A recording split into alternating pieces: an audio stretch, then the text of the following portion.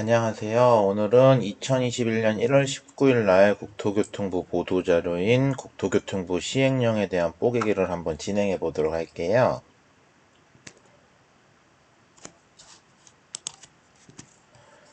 네, 2021년 1월 19일에 보도자료가 나왔습니다. 국토계획법 시행령 개정안 국무회의 통과. 주 내용으로는 역세권 복합용도개발 지구단위 계획으로 주거지역 용적률 자그마치 700%까지 완화. 이제 공급에 대한 대책으로 나왔던 내용이고요.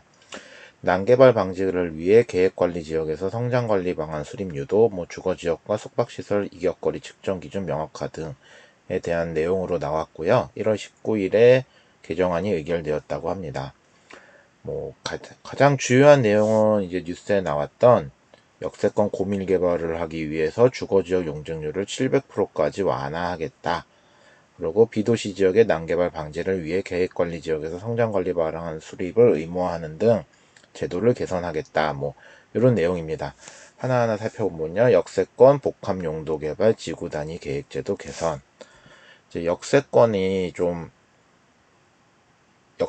주변의 주거지역 같은 경우 이제 용적률이 기존에 낮았기 때문에 많은 공급을 할 수가 없었어요. 그래서 준주거, 준공업, 상업지역만 용적률이 높아서 많은 공급을 할 수가 있었는데 이제 역세권의 일반 주거지역에 대한 용적률을 완화하겠다는 내용이에요. 일반 주거지역은 현행 법령상 용적률은 최대 400에서 500%까지만 완화할 수 있었는데 이를 700%까지 완화하겠다라는 내용입니다. 그 내용으로 공급이 많이 좀 최근에 부족한 부분들을 이제 보완하겠다라는 내용이고요. 준주거 지역에서 용적률을 높이는데 일조권 규제 적용에 문제가 없도록 건축법상 채광 등의 확보를 위한 높이 제한을 최대 2배까지 완화할 수 있겠다. 이제 일조권 확보를 위한 높이 제한도 완화해서 공급을 좀 더 강화하겠다라는 내용입니다. 용적률 완화로 인한 토지가치 상승분이 분명히 있을 거예요. 용적률이 완화된다는 거는 아무래도 공급을 더 많이 할 수 있고 개발을 더 할 수 있다는 내용이기 때문에 토지 가치가 그만큼 상승하기 때문에 토지 가치 상승분이 범인의 조례로 정하는 비율을 공공임대주택으로 기부 체납을 하기로 하겠다. 역시 가장 최근에 이슈가 됐던 공공임대주택에 대한 얘기가 또 나오네요. 시행령 개정안 공포한 날로부터 3개월 이후 시행되며 시행령이 1월 19일에 공급 발표됐기 때문에 4월 19일 이후 시행이 된다는 내용입니다. 시행 전까지 서울시 등 지자체는 조례로 위임한 사항을 조례로 반영한 뒤 본격 시행할 예정이다. 현재는 발표만 나온 거고 이게 이제 각 시 자치구별로 조례가 선정이 돼야 이제 보다 더 행동으로 옮길 수 있는 겁니다. 두 번째로 계획관리 지역의 성장관리 방안 수립 유도.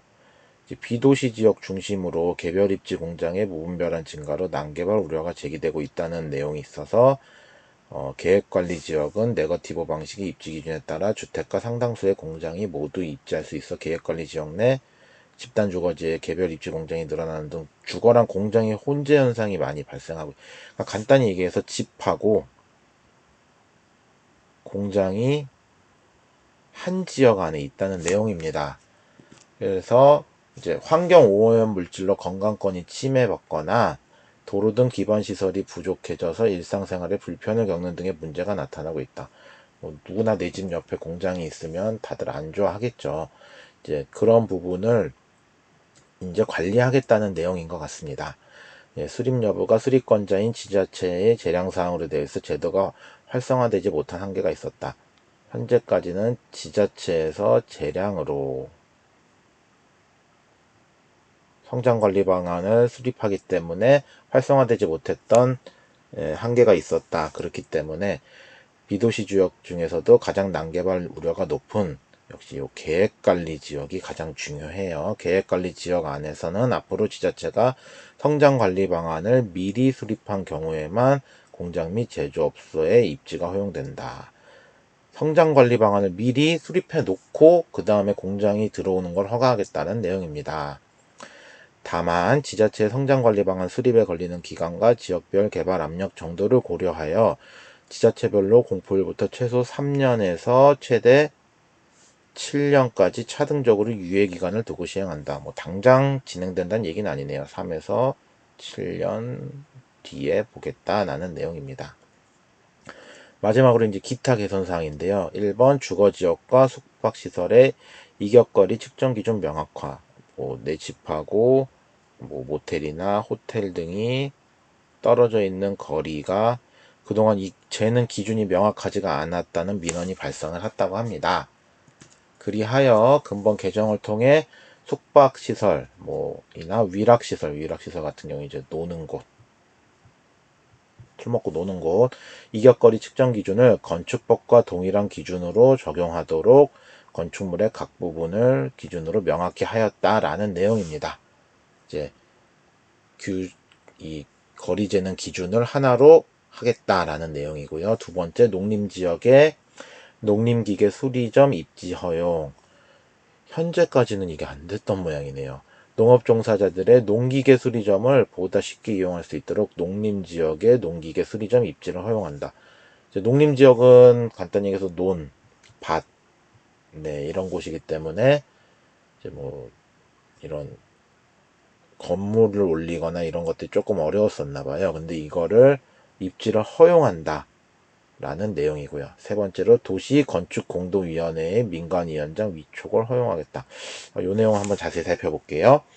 지구단위 계획을 심의하는 공동위원회는 지자체의 부단체장을 당연직 위원장으로 정하고 있어 전문적이고 창의적인 위원회 운영에 한계가 있을 수 있으므로 도시계획위원회와 동일하게 지자체 장이 임명 또는 위촉한 위원 중에서 위원장을 정하도록 하여 민간위원장을 선임할 수 있는 길을 열어두었다.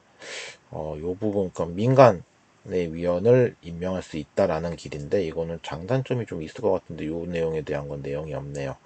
아무래도 장점 같은 경우는 민간위원장을 선임하면은 보다 전문성은 뛰어나질 거예요. 근데 이제 단점 같은 경우는 또 특정 단체 같은데 이익이 돌아가거나 그런 문제가 생기지 않도록 좀 그런 부분은 아마 주의하는 게 좋을 거라고 생각을 합니다. 이러한 내용으로 이번 개정으로 역세권 주변의 주택 공급 확대, 아까 말씀드렸던 용적률 700%이 부분하고 이제 1조권 이 부분으로 이제 주택 공급을 더 확대하겠다는 내용이 굉장히 강력하게 반영이 되어 있는 거고요. 비도시 지역 난개발 감소 등이 기대된다라고 했다고 합니다.